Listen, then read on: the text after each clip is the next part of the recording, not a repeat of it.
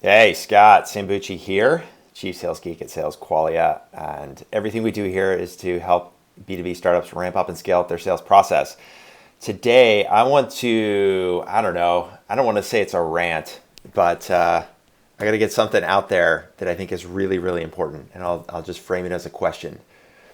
Can we please eliminate the phrase follow up from our sales vocabulary? I've got I've got some layers on this that I want to share with you over the next few minutes. I've been doing B2B sales for 25 years, and this notion of following up with leads, following up with prospects, following up on proposals, my experience has been that this whole idea of follow up is frankly laziness, and it lacks precision. And I'm going to talk about this over the next few minutes because I think it's really, really important. Because if you're a B2B founder and you're doing sales, you're running sales on your own, you are the salesperson, or you're managing your sales team, and you're trying to figure out why deals are stalling out or why leads aren't getting back to you, this is going to be really important because everyone uses this phrase: follow up. I'll follow up with a lead. I'll follow up with a proposal. I'll follow up with the deal. So that's really important. And if you're a sales manager, if you're a sales VP, I know that you know what it's like to be in a pipeline review with your team, and you're going through the pipeline and you see the deal that's been collecting dust, and it's been 2 months before there's been any real activity or action or advances on that deal. And what does the sales rep say? I don't know. I'll just follow up with her and see what happens. I'll just check in. I don't know. I sent the proposal. They said they get back to me. I'll follow up with them. And you know, and your rep knows that nothing's going to happen. So what do? We shrug our shoulders and go okay, follow up with her, right?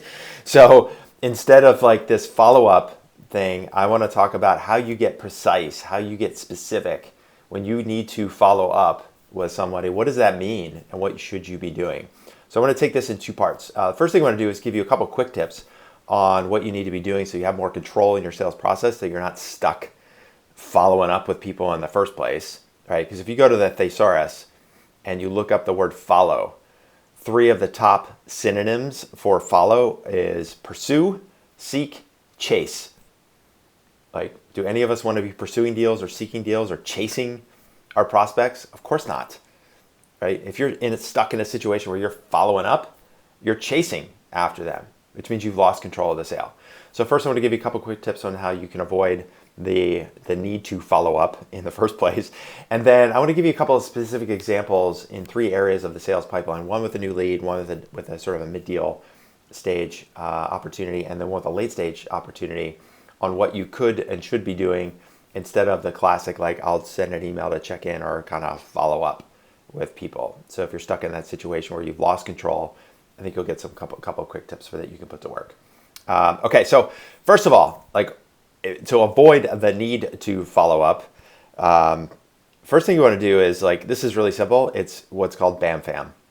Book a meeting from a meeting. BAM FAM. Too many times when I listen to call recordings, if we're listening to the founders we work with or the sales teams that we work with here in our coaching program, you get to the end of a call, and even in situations where the call is going really well, maybe it's an early stage discovery call and the prospect is engaged, they're leaning in, they're interested, or there's a demo that's gone really well, too many times we automatically we default to the buyer's process for buying. And oftentimes in that discovery call, you're talking to a single point of contact that might be really interested, and they go, well, listen, this sounds really great. It sounds like you guys could help us. Let me check in, or let me talk to the rest of the team, and then we'll get back to you. And where does the sales rep go? Say, okay, that sounds great. Because we're enthusiastic, we're excited that somebody's really interested. We actually got somebody on a discovery call or a qualification call, and they're interested. And so we lose sight of what we need to be doing, which is controlling the sale. One of the mantras or the quotes that I've heard, and I've shared this quote many times in our webinars and trainings and master classes, is something I learned from David Sandler, which is if you don't have a process for selling, you're at the mercy of the buyer's process for buying. If you don't have a process for selling, you're at the mercy of the buyer's process for buying. So it's our job as a salesperson to tune into not just what the prospect is saying, but also take it up a level and look at the process. What is happening here in this call? What is happening? What will happen if I let that prospect say, yeah, I'll get back to you, or check in with me or follow up with me in a couple of days or a couple of weeks, and we'll get the next call on the books. We lose sight of what's happening because we get emotionally driven with the excitement around this prospect that's excited, and then we lose track of what we should be doing, which is booking a meeting from a meeting, right? So that's number one. The second is, think about if it's mid-stage, like a demo that's gone really well. Like, are you generating a mutual action plan with that prospect coming out of the demo? Are you instead saying like, hey, this is really great, thanks so much for the demo, really, and the prospect says, we're going to circle up and talk about it internally and we'll get back to you, or follow up with us in a couple of weeks. We go, great, I'll follow up with you in a couple of weeks. Again, we've lost track, we've lost control of the sale. And so the best thing I found that works, especially when you're doing a demo or you've got a larger group, is to set the stage for what's going to happen after this meeting, even before the meeting takes place. So before you run the demo, before you crack open the browser and start walking through your platform, set the stage for what's going to happen next so that you don't have to follow up, that you've got something specific, you've got precise steps falling out of this. So something to the effect of like, listen, really excited to show you the platform. I've talked to 2 or 3 of you already about your current business challenge and how we might be able to help you out. So today in the demo, the job of this call is to show you exactly how our product would work to solve the business challenge that you've shared with us. Now, I should say that coming out of a call like this, I think you're going to be really impressed. You're going to be really excited. And so when we work with teams like you, typically the next steps from here would be, number one, probably want to talk to somebody over IT so we can get access to some data flows or get access to a data sample so we can input that into our platform and show you how that works. Secondly, at some point, what we found is that there's a risk person or a compliance person or a security person that's going to want to take a look at our platform, kind of check it out under the hood to make sure that we meet all of the rules and regulations and guidelines from a risk and compliance or regulatory standpoint. So, might want to think about getting a call on the books with one of those people. And thirdly, oftentimes we can also think through and kind of plan out a proof of concept or an early pilot. So once you see at the top level in this demo how we can solve the problem that you have, then we can talk through a plan of action on setting up a POC over the next few weeks or setting up a pilot program to run over the summer so that you can get complete visibility on how we can solve the problem for you. Does that sound good? And most people are like, yeah, that sounds great. Can't wait to see the demo. Then you go into the demo, and the demo goes really well, which it probably will because they're going to be excited. Then you go, hey, I'm really, I told you were going to love the product. By the way, remember at the beginning of the meeting when I said we need to talk to IT, talk to risk, and talk about a POC? Why don't we get those things lined up right now? Right? So what are you doing? You're controlling the sale, and you're helping to future pace what's happening next. So these are just like quick tips. I mean, these kinds of strategies are things that we help clients with every day. And there's a lot more to this on how to do these things, but these are just giving you some quick ideas on how you can avoid the need to follow up, right? So let's talk about specifically, what do you do though now if you're stuck in a situation where you have lost control? So number one, like I said, I want to talk about a new lead situation. Number two, talk about a mid funnel deal, and number three, we want to talk about maybe a late stage deal. So number one, let's imagine you've got a request a demo, an inbound lead coming through your website. Most of you out there probably have a request a demo, request more information kind of form on your website. And so the lead comes in, and does that mean 100% of the time the demo gets booked? Does that mean 100% of the time that when you or your SDR or your salespeople send an email to that person, do they always get back to you? No, of course not. A couple years ago, I went to a conference hosted by Outreach, which is a platform for doing outbound. And one of the extreme examples they showed was an inbound lead that required something like 28 touches over 4 months before the meeting was actually booked, right?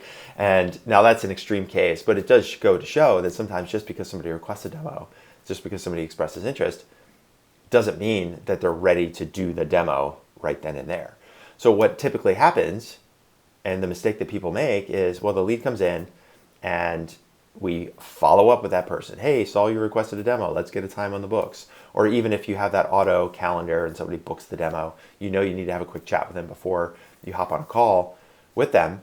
or at least you should, side note, and you're sending emails to that person and trying to get some time on the calendar. And what do? They go dark, right? They no reply you, right? The new lead leads to no reply. And so instead of going through your SDR list and saying like, hey, I saw these leads came in and requested a demo, what's going on? And the rep's like, I don't know, like they've requested a demo, but they're not replying to my emails. I guess I'll follow up with them. Like how many times can you follow up and say, hey, did you get my last email? Just following up to see if you still want to book a time. Like instead of thinking about booking the call, what if instead you think value? What value can you add to that new lead? So what are some options that are available to you? Well, number one is like, hey, listen, saw that you requested a demo. I know that a lot of people in your situation are going out and kind of seeing what's available to them. What we have found might be interesting for you is like, listen, next week we're going to be running a webinar where our company founder is going to be talking about the top 3 challenges for your industry and how we approach the solution to this problem. Would you like to join us? Think about how much more valuable that is as opposed to keep hammering away on booking a call. Or listen, we ran a webinar a couple of weeks ago, and in that webinar we talked about this or that. I think it would be really useful for you if you're trying to get a sense for what we do and how we do it. Would you like me to send you the recording? Right, again, adding value. Hey, not sure if you saw this, but we have a white paper that we published about this or that. Can I send you the PDF? So what are you doing? You're adding value to them. You're giving the buyer a sense of control, because it's not just about, yeah, I requested a demo, but do they really want to get on a call with the salesperson? Some people do. Some people do right away, but a lot of people don't. So instead of thinking about following up, what if instead you thought value, right? Just a quick example. So if you've got those leads that have come in and they've no replied you, instead of worrying about booking a call, take a couple steps back and think about what value you can add to them, okay? Number two situation, the demo, right? The big demo. You've done the big demo that people are really excited, fireworks, applause, everyone's really stoked. And then after the demo, the lights go off and everything goes dark, right? And so you know there's deals in your pipeline where you had the big demo. The prospect was so engaged with you before the demo, they answered your emails, they couldn't wait to talk to you, they were excited about seeing the product, they couldn't wait for the time to see how the platform was going to work. And then after the demo, they go dark. Why? Well, now they've seen the product, they feel like they've got a lot of information. They don't need you anymore to run the demo. They've seen the demo, they've seen the product. So instead of like doing the follow-up, hey, a follow-up to see you if you had a chance to circle up.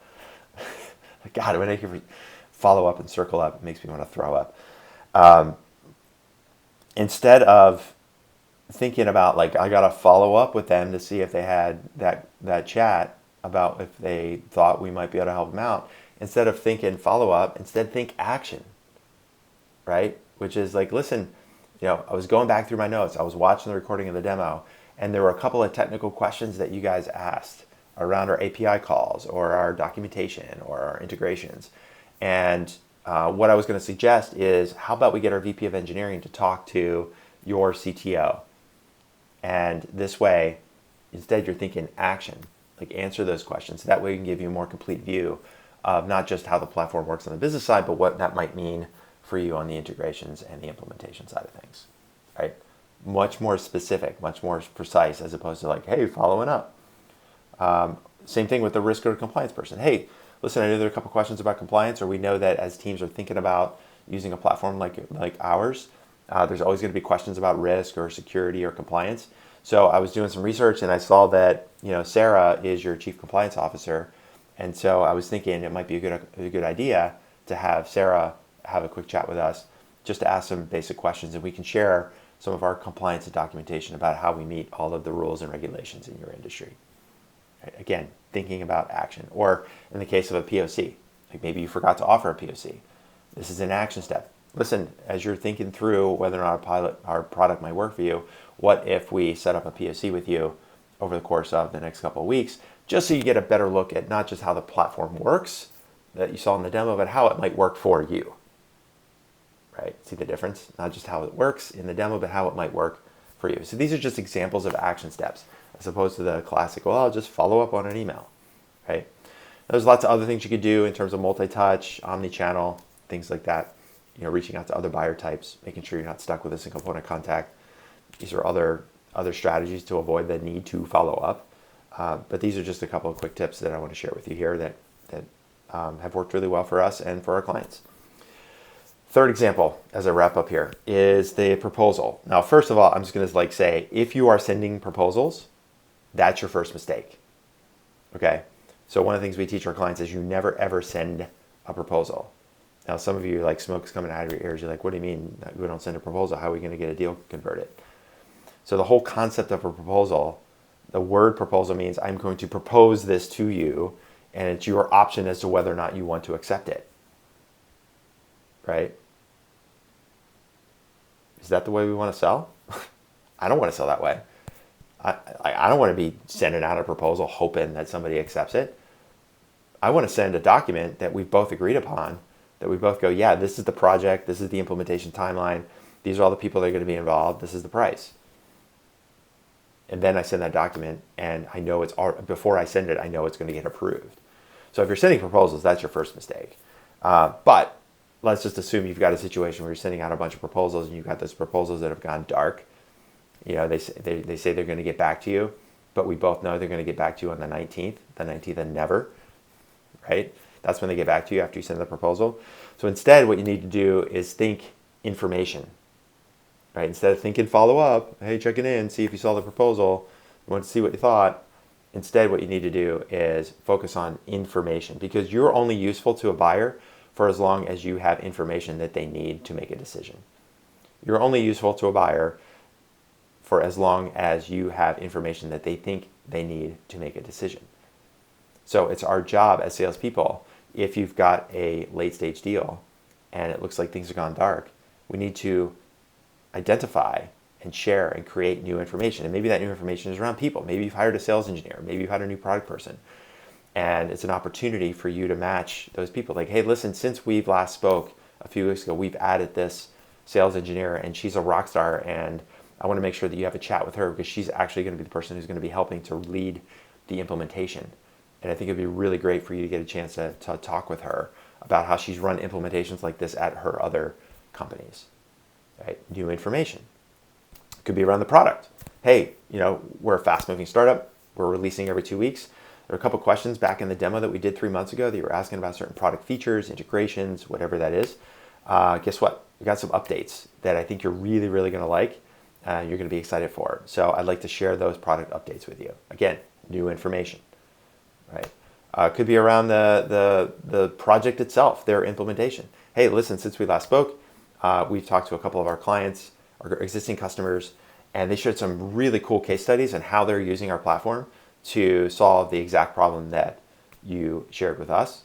And I think it would be really great for you to get visibility as to how they are using the platform, so that you could think through how you might use it at your company as well. So again, think information. So in the case of the new lead that's doing a no reply, you need to be thinking value. How do I add value to this person? If it's a demo that's post-demo gone dark, you need to be thinking action. What are specific steps that we could be taking and proposing? And then if it's a proposal that's gone dark, then you need to be thinking information. What's new information I can introduce so that the buyer doesn't feel like they have all the information they need to make a decision. So if you do those things, you can remove follow-up from your sales vocabulary altogether. And my last tip for you, my last challenge for you is, again, if you're sitting there, even if you're on your own and you're doing all the selling and you're doing your own pipeline reviews and you're thinking to yourself, like this person hasn't gotten back to me, I guess I'll follow up with them right there. As soon as you hear follow-up, stop yourself and say, okay, what do I mean? What does it mean to follow up? What specifically am I going to do? What value can I add? What action can I take or propose? What information can I send or offer? Right? Just wipe it out. Don't use the word follow-up anymore. If your reps tell you, oh, I'll follow up, what does that mean? What do they do specifically? They send an email. They send 3 emails asking to book the meeting or asking for more time or asking for feedback in the proposal. That's not enough. Follow-up needs to be something way more specific, way more precise. So that's my challenge to you. So listen, if you want some help with your pipeline, you want to help make sure deals don't go dark, you want to learn about how to avoid sending proposals and always send documents that get accepted even before you send it, we can help you out. This is what we do here at Sales Qualia. So if you want some more help, then simple thing to do is you just type, if you're watching this on LinkedIn, you can send me a DM, or comment the word action down below. Comment the word action down below. And, we'll have a quick chat, see if or how I can help you out. And the team here at Sales Quality can help you out with your sales process. And if you're listening to this on the podcast, just shoot me an email, Scott@salesqualia, QUALIA.com. SalesQUALIA.com. Scott@salesquality.com. Again, just type the word action into the subject line. That'll let me know you want to have a quick chat about your sales process. See if we can help you ramp up and scale up. That's it for now. So no more follow-ups. Value, action, information. Let's do this. See ya.